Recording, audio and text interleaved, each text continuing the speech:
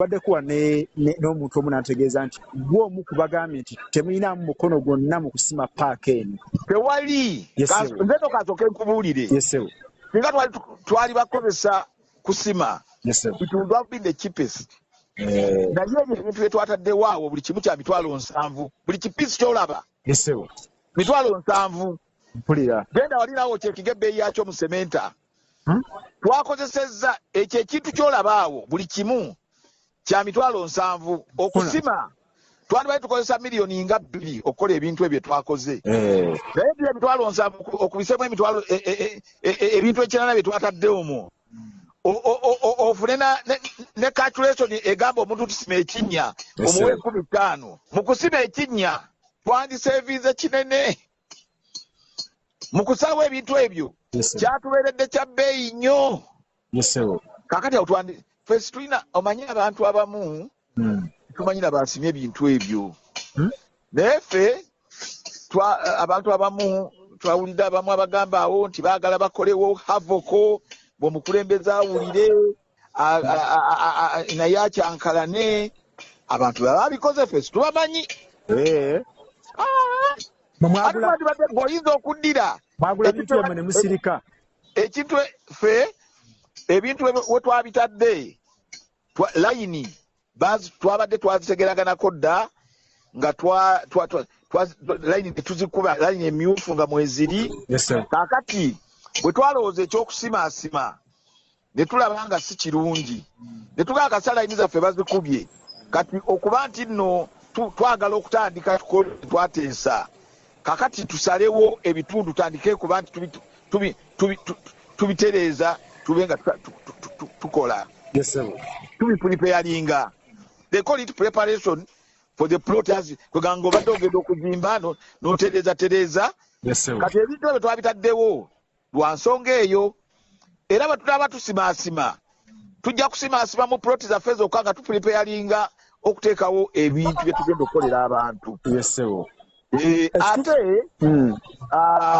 era nga bw'omanyi abantu bwe bagenda okuzimba of course within that line mu tujja kusimamu tutereezeemu tuzimbemu ebintu bye tugenda okusooka okuzimbawo.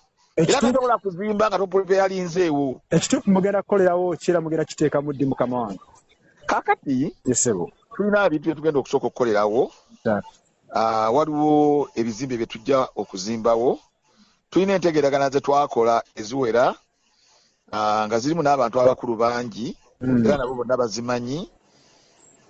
Nsobola kugamba ekyo ekyokuba nti tuzimbawo buli muntu yena alina wabuvunaanyizibwa akimanyi.